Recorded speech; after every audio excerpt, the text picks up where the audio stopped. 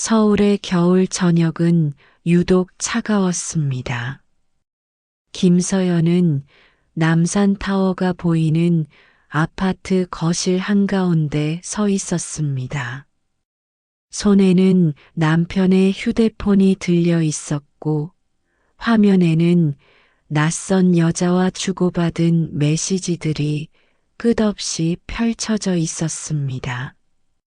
현관문이 열렸습니다. 왔어. 박도윤의 목소리는 평소처럼 무덤덤했습니다. 코트를 벗으며 안으로 들어온 그는 아내의 손에 들린 휴대폰을 보고서야 걸음을 멈췄습니다. 잠시 침묵이 흘렀습니다. 변명도 사과도 없었습니다. 다만 한숨 섞인 말 한마디가 떨어졌습니다.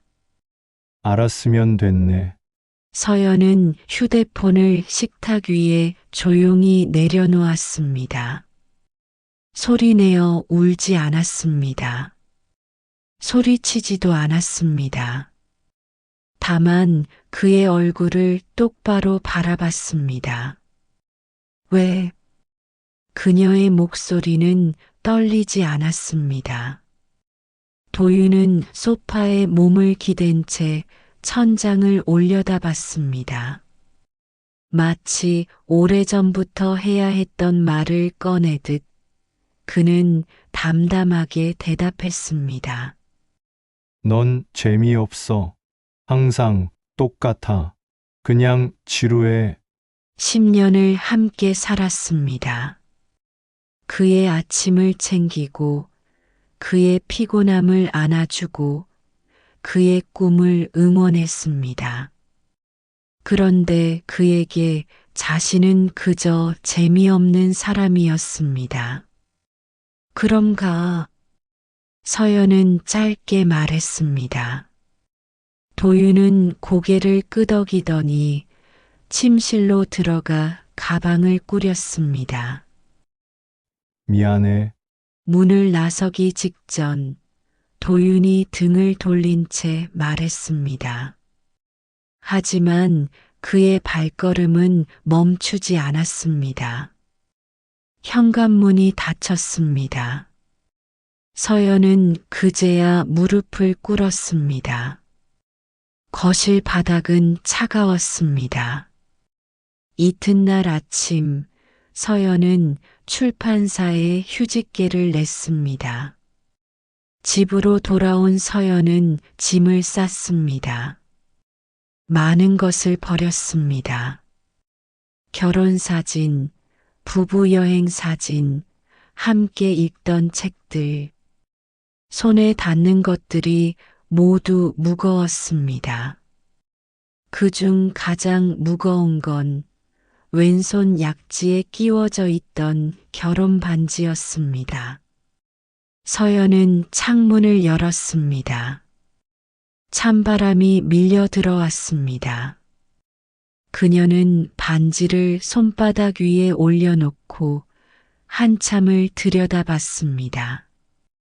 빛을 받아 반짝이는 금속이 이제는 그저 차갑기만 했습니다. 이제 끝이야. 그녀는 중얼거렸습니다. 그리고 반지를 창밖으로 던졌습니다. 작은 금속 조각은 눈밭 어딘가로 떨어졌습니다. 소리 없이, 흔적 없이. 사흘 뒤 서연은 강릉행 고속버스에 몸을 실었습니다. 어디로 가야 할지 몰랐습니다. 다만 서울을 떠나고 싶었습니다. 이 도시의 모든 것이 그녀를 짓눌렀습니다. 지나가는 사람들, 익숙한 거리, 반복되는 일상. 그 모든 것 속에 도윤이 있었습니다. 강릉 고속버스 터미널에 내린 서연은 짐을 들고 천천히 걸었습니다. 정해진 곳은 없었습니다. 다만 바다 가까운 곳에 머물고 싶었습니다. 부동산을 몇 군데 돌아다닌 끝에 그녀는 작은 원룸 하나를 계약했습니다. 창문을 열면 바닷소리가 들렸습니다. 짐을 풀고 침대에 누웠습니다. 천장을 바라보며 서연은 눈을 감았습니다. 눈물이 흘렀습니다. 참았던 것들이 한꺼번에 쏟아졌습니다. 그녀는 베개에 얼굴을 묻고 소리내어 울었습니다. 밤이 깊었습니다. 서연은 창가에 앉아 바다를 바라봤습니다. 강릉의 첫날 밤은 춥고 외로웠습니다. 하지만 이상하게도 서연은 오랜만에 평온함을 느꼈습니다. 무너진 것들 위에서 새로운 무언가가 싹트고 있었습니다. 서연은 매일 아침 7시에 눈을 떴습니다. 서울에 있을 때의 습관이었습니다. 하지만 더 이상 출근 준비를 할 필요가 없었습니다. 오늘은 뭘 하지? 서연은 생각했습니다. 해야 할 일이 없었습니다. 만나야 할 사람도 없었습니다. 이상하게도 자유로운 것 같으면서도 동시에 막막했습니다. 그녀는 코트를 걸치고 밖으로 나갔습니다. 모래사장에 발을 디뎠습니다. 파도가 밀려왔다 밀려갔습니다. 1시간쯤 걸었을까요? 발이 시렸습니다. 그녀는 근처 카페로 들어갔습니다. 달의 서재라는 이름의 작은 북카페였습니다. 어서 오세요. 카운터에 있던 중년 여자가 미소를 지으며 말했습니다. 서연은 고개를 끄덕이고 따뜻한 아메리카노를 주문했습니다. 창가 자리에 앉아 커피를 마셨습니다. 손이 녹았습니다. 며칠이 그렇게 흘렀습니다. 일주일이 지난 어느 날 서연은 북카페 주인에게 말을 걸었습니다. 혹시 이 근처에 일할 곳 있을까요? 주인은 잠시 생각하더니 대답했습니다. 여기서 일해 볼래요? 저 혼자 하기엔 좀 벅찰 때가 있어서요. 서연은 고개를 끄덕였습니다. 돈이 필요했습니다. 하지만 그것보다는 무언가를 하고 싶었습니다. 아무것도 하지 않는 시간이 그녀를 더 불안하게 만들었습니다. 이틀 뒤부터 서연은 북카페에서 일하기 시작했습니다. 손님을 맞이하고 커피를 내리고 책을 정리했습니다. 일은 단순했습니다. 하지만 그 단순함이 그녀에게는 위로가 되었습니다. 주인의 이름은 이명숙이었습니다. 50대 중반의 여자였습니다.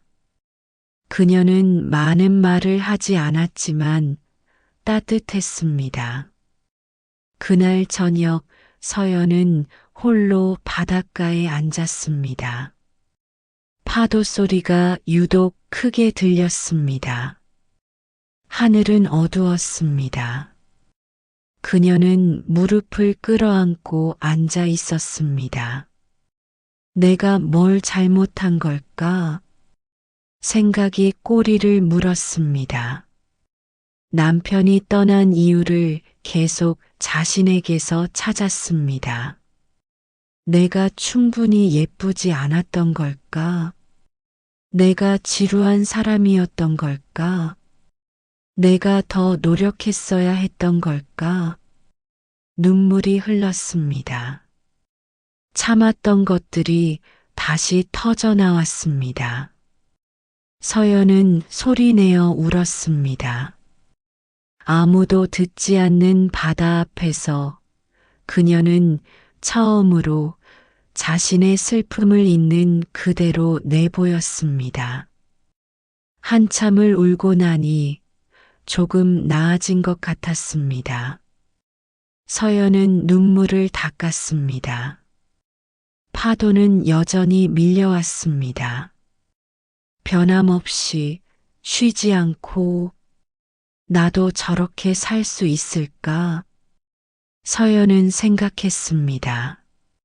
무너져도 다시 일어나고 밀려가도 다시 돌아오는 그렇게 계속 움직이는 삶. 그날부터 서연은 조금씩 달라졌습니다. 카페에서 일하며 손님들과 짧은 인사를 나눴습니다. 저녁에는 책을 읽었습니다. 오랜만에 소설을 펼쳤습니다. 그 속에서 그녀는 천천히 자신을 다시 만나고 있었습니다. 2개월째 되던 날 명숙이 서연에게 말했습니다. 요즘 표정이 좀 밝아진 것 같아요. 그래요? 응. 처음 왔을 때는 눈빛이 죽어 있었거든요. 서연은 아무 말도 하지 못했습니다. 자신도 몰랐던 변화를 다른 누군가가 알아봐 주었습니다. 사람은 다 제 속도가 있어요. 서두르지 말고 천천히 가세요. 명숙은 부드럽게 말했습니다. 서연은 고개를 끄덕였습니다. 2월이 되자 강릉에도 봄 기운이 스며들기 시작했습니다. 서연은 여전히 북카페에서 일했습니다. 손님들의 얼굴도 조금씩 익숙해졌습니다. 매주 화요일 오후에 오는 대학생, 주말마다 아이를 데리고 오는 젊은 부부, 그리고 거의 매일 오는 한 남자. 그의 이름은 유진우였습니다. 30 중반으로 보이는 남자는 항상 같은 자리에 앉았습니다. 창가 끝자리, 노트북을 펼쳐놓고 몇 시간이고 타자를 쳤습니다. 가끔 고개를 들어 바다를 바라보다가 다시 화면에 집중했습니다. 저분은 작가예요. 명숙이 작은 목소리로 말했습니다. 소설 쓰는 분이에요.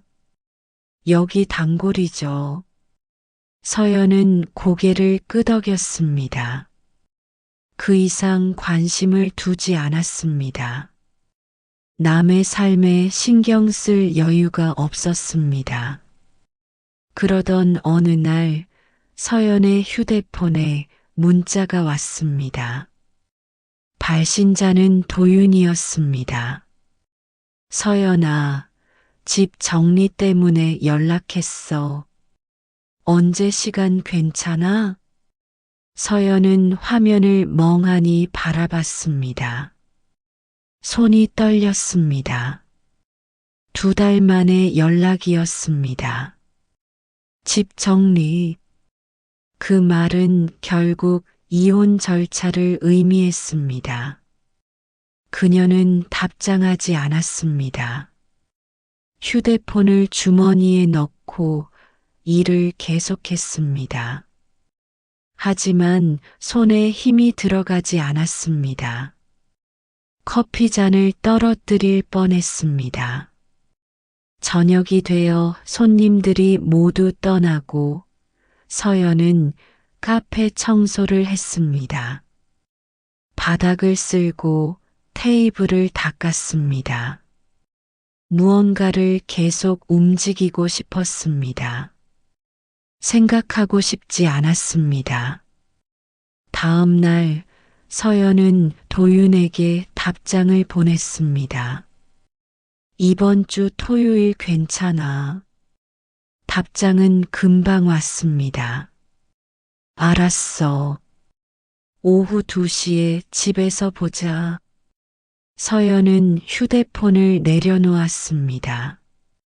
가슴이 무거웠습니다. 서울로 올라가야 했습니다. 그 집으로 다시 가야 했습니다. 토요일이 되었습니다. 서연은 아침 일찍 고속버스를 탔습니다. 2시간 동안 창밖만 바라봤습니다. 서울이 가까워질수록 숨이 막혔습니다. 아파트 앞에 섰습니다. 익숙한 건물이었지만 이제는 낯설었습니다. 현관 비밀번호를 눌렀습니다. 문이 열렸습니다. 도윤은 거실에 앉아 있었습니다. 그는 서연을 보고 일어섰습니다. 둘 사이에 침묵이 흘렀습니다. 도윤은 테이블 위에 놓인 서류를 가리켰습니다. 이혼 합의서야. 위자료는 내가 원하는 대로 할게. 집도 내 명의로 할 수 있어. 서연은 서류를 내려다봤습니다. 그래. 집은 내 명의로 해줘. 서연아. 도윤이 그녀의 이름을 불렀습니다. 서연은 고개를 들었습니다. 그의 눈빛이 복잡했습니다. 미안해. 진심이야. 화도 원망도 없었습니다. 그저 텅 빈 기분이었습니다. 근데 난 후회 안 해. 그의 말에 서연은 잠시 멈칫했습니다. 서연은 펜을 들어 서류에 서명했습니다. 10년의 결혼이 한 줄의 사인으로 끝났습니다.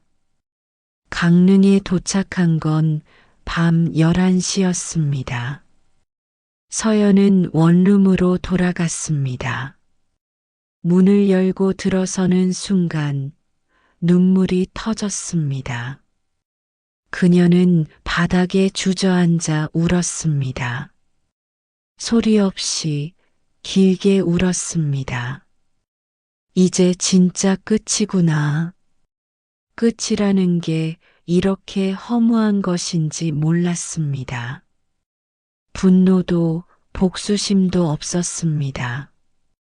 그저 텅 빈 상실감만 남았습니다. 한참을 울고 나니 몸이 가벼워졌습니다. 서연은 얼굴을 씻고 침대에 누웠습니다. 천장을 바라봤습니다. 이제 어떻게 살지? 그녀는 알지 못했습니다. 앞으로 무엇을 해야 할지, 어떻게 살아야 할지. 다음 날 아침 서연은 카페에 출근했습니다. 명숙은 그녀의 얼굴을 보더니 아무 말 없이 차를 내밀었습니다. 따뜻한 대추차였습니다. 고마워요. 천천히 마셔요. 오전 손님이 거의 없었습니다. 서연은 카운터에 기대어 창밖을 바라봤습니다. 바다는 여전히 그 자리에 있었습니다. 오후가 되어 유진우가 들어왔습니다. 그는 평소처럼 창가 자리에 앉았습니다. 노트북을 꺼내더니 잠시 머뭇거리다가 서연을 불렀습니다. 저기요. 서연이 다가갔습니다. 네. 혹시 시간 있으면 이거 좀 읽어볼래요? 그는 프린트된 원고 한 뭉치를 내밀었습니다. 제가요? 네. 원고를 좀 봐줄 사람이 필요해서요. 출판사에서 일했다고 들었어요. 서연은 놀라서 명숙을 쳐다봤습니다. 명숙은 미안하다는 듯 어깨를 으쓱했습니다. 저 지금은 일 안 하는데요. 괜찮아요. 그냥 독자로서 읽어주시면 돼요. 부탁이에요. 그는 진지한 표정이었습니다. 서연은 잠시 망설이다가 원고를 받았습니다. 읽어볼게요. 고마워요. 그날 밤 서연은 원고를 펼쳤습니다. 처음에는 의무감으로 시작했습니다. 하지만 몇 장을 넘기자 빠져들었습니다. 이야기는 한 여자의 이별과 재생에 관한 것이었습니다. 마치 자신의 이야기 같았습니다. 서연은 밤새 원고를 읽었습니다. 마지막 장을 덮었을 때는 새벽 4시였습니다. 그녀는 노트를 꺼냈습니다. 펜을 잡았습니다. 그리고 글을 쓰기 시작했습니다. 처음에는 원고에 대한 감상이었습니다. 하지만 점점 자신의 이야기가 되었습니다.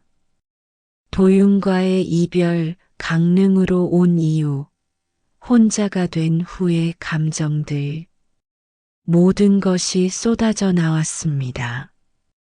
해가 떠올랐습니다. 서연은 노트를 덮었습니다. 손이 떨렸습니다.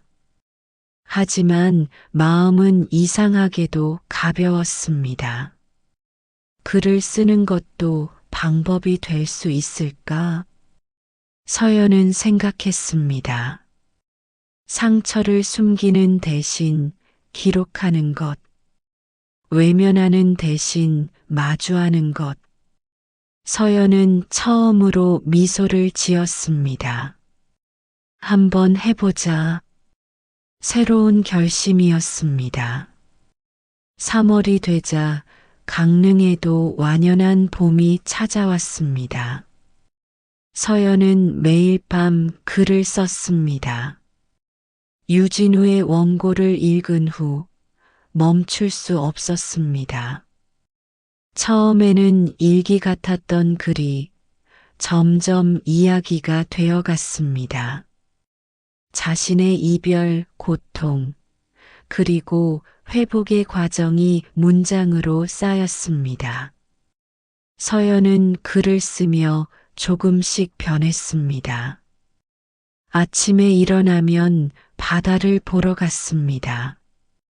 카페에서 일하며 손님들과 자연스럽게 이야기를 나눴습니다. 저녁에는 노트를 펼쳤습니다.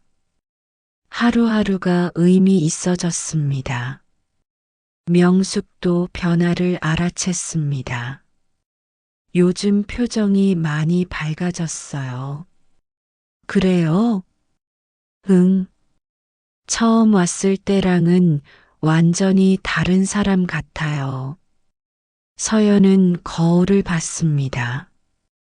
정말 달라진 것 같았습니다. 눈빛에 생기가 돌았습니다. 어느 날 유진우가 제안했습니다. 제가 아는 편집자한테 원고 한번 보여드릴까요? 제 글을요? 네. 읽어봤는데 출판할 만해요. 서연은 망설였습니다. 자신의 이야기를 세상에 내놓는다는 게 두려웠습니다. 하지만 동시에 기대도 되었습니다.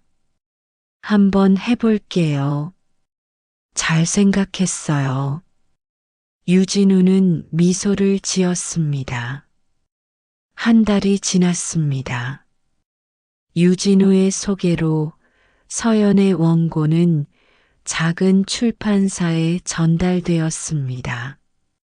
일주일 뒤 편집자에게서 연락이 왔습니다. 출판하고 싶습니다. 많은 사람들에게 위로가 될 이야기예요. 서연은 믿기지 않았습니다. 자신의 상처가 누군가에게 위로가 될 수 있다는 말이 정말 감사합니다. 수정 작업 들어가면 연락드릴게요. 전화를 끊고 서연은 한참을 멍하니 앉아 있었습니다. 그러다 갑자기 눈물이 흘렀습니다. 기쁨의 눈물이었습니다. 명숙이 다가왔습니다. 무슨 일이에요? 제 글이 책으로 나와요. 정말요?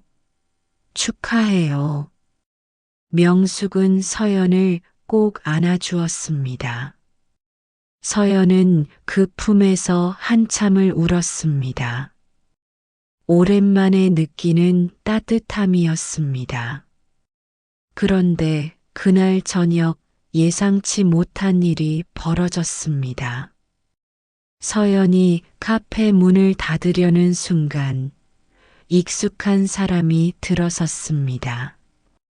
박도윤이었습니다. 서연은 얼어붙었습니다. 도윤은 머리를 극적이며 서 있었습니다. 왜 왔어? 서연의 목소리는 떨렸습니다. 할 얘기가 있어서. 할 얘기? 다 끝났잖아. 서연아.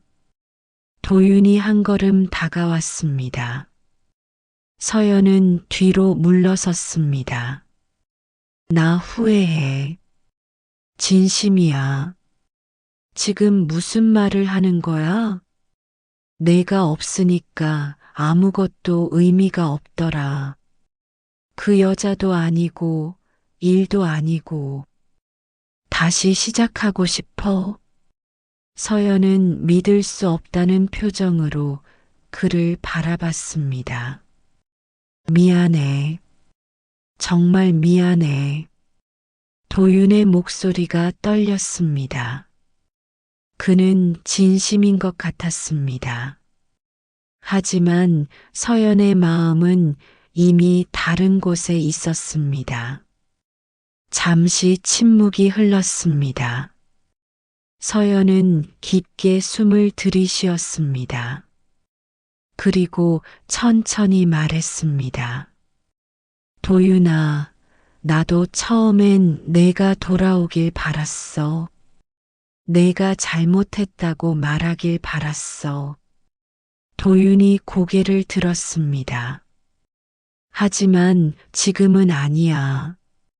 나는 이제 나 자신을 사랑하느라 바빠. 서연아, 우리 결혼은 이미 끝났어. 서류에 서명한 그날 진짜 끝난 거야. 서연의 목소리는 단호했습니다. 하지만 차갑지 않았습니다. 너한테 화는 안 나. 오히려 고마워. 내가 떠나지 않았으면 나는 평생 진짜 나로 살지 못했을 거야. 도윤은 아무 말도 하지 못했습니다. 이제 가줘. 그리고 너도 행복해. 서연은 문을 열었습니다. 도윤은 한참을 서 있다가 천천히 밖으로 나갔습니다. 뒷모습이 작아 보였습니다. 문이 닫혔습니다. 서연은 그 자리에 한참을 서 있었습니다. 가슴이 뛰었습니다. 하지만 흔들리지 않았습니다. 그녀는 자신이 자랑스러웠습니다. 과거에 매달리지 않고 앞으로 나아가기로 선택한 자신이 집으로 돌아온 서연은 노트를 펼쳤습니다. 오늘 있었던 일을 적기 시작했습니다. 용서는 상대를 위한 게 아니라 나를 위한 것이다. 그녀는 한 문장을 적었습니다. 그리고 미소를 지었습니다. 그날 밤 서연은 원고를 마무리했습니다. 마지막 문장을 적었습니다. 상처는 끝이 아니라 시작이었다. 나는 무너진 자리에서 다시 일어섰다. 서연은 노트를 덮었습니다. 손이 떨렸습니다. 하지만 두려움이 아니라 기대감이었습니다. 창밖으로 별이 보였습니다. 서연은 창문을 열었습니다. 바다에서 바람이 불어왔습니다. 더 이상 차갑지 않았습니다. 이제 시작이야. 서연은 중얼거렸습니다. 그녀는 알았습니다. 가장 어두운 밤을 지나면 가장 밝은 아침이 온다는 것을, 그리고 그 아침은 이제 곧 올 것이라는 것을. 6월이 되었습니다. 서연의 책이 출간되었습니다. 제목은 그 겨울을 지나였습니다. 작은 출판사에서 나온 책이었지만 입소문을 타기 시작했습니다. 이별을 겪은 사람들이, 혼자가 된 사람들이 그 책을 읽으며 위로받았습니다. 서연은 여전히 북카페에서 일했습니다. 손님들 중 몇몇은 그녀가 작가라는 사실을 알고 찾아왔습니다. 책 읽었어요. 덕분에 많이 울었어요. 한 여자가 수줍게 말했습니다. 그런데 울고 나니까 좀 나아진 것 같아요. 고마워요. 서연은 진심으로 대답했습니다. 자신의 이야기가 누군가에게 의미가 된다는 게 여전히 신기했습니다. 어느 날 서연은 부모님을 강릉으로 모셨습니다. 이혼 사실을 알린 뒤 처음 만나는 자리였습니다. 어머니는 북카페에 앉아 주변을 둘러봤습니다. 여기가 내가 일하는 곳이구나. 응, 생각보다 좋네. 어머니의 목소리는 부드러웠습니다. 서연은 조금 놀랐습니다. 걱정과 잔소리를 예상했기 때문입니다. 아버지가 창밖을 바라보며 말했습니다. 바다가 보이는구나. 매일 저 바다를 보면서 지내요. 좋겠다. 아버지는 딸을 바라봤습니다. 오랜만에 보는 딸의 얼굴은 예전보다 밝아 보였습니다. 서연아. 어머니가 딸의 손을 잡았습니다. 엄마가 미안해. 내 마음도 모르고 결혼만 서두르게 했네. 엄마, 이혼했다고 했을 때 엄마는 내가 불행할까봐 걱정했어. 근데 지금 보니까 오히려 전보다 행복해 보인다. 어머니의 눈에 눈물이 고였습니다. 혼자여도 괜찮아. 내가 행복하면 그게 제일 중요한 거야. 서연은 어머니를 꼭 안았습니다. 오랜만에 느끼는 따뜻함이었습니다. 다음 날 유진우가 카페에 들어왔습니다. 서연 씨, 축하해요. 그는 신문을 펼쳐 보였습니다. 서연의 책이 작은 칼럼에 소개되어 있었습니다. 정말요? 네. 이제 유명해지는 거예요. 서연은 웃었습니다. 유명해지고 싶어서 쓴 글은 아니었습니다.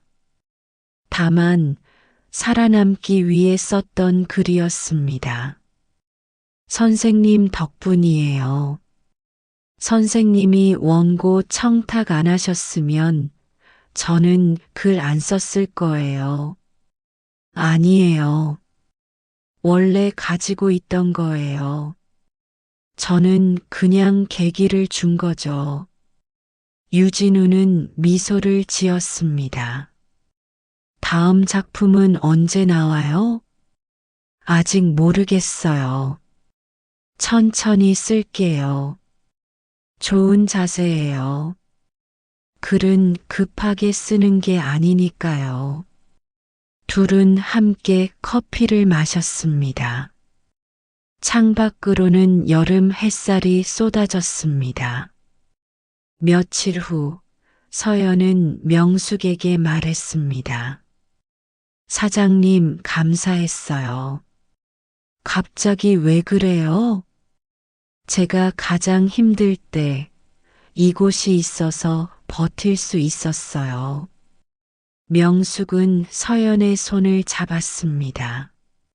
나도 고마워요. 서연 씨 덕분에 이 카페가 더 따뜻해졌어요. 앞으로도 계속 여기 있을 거예요.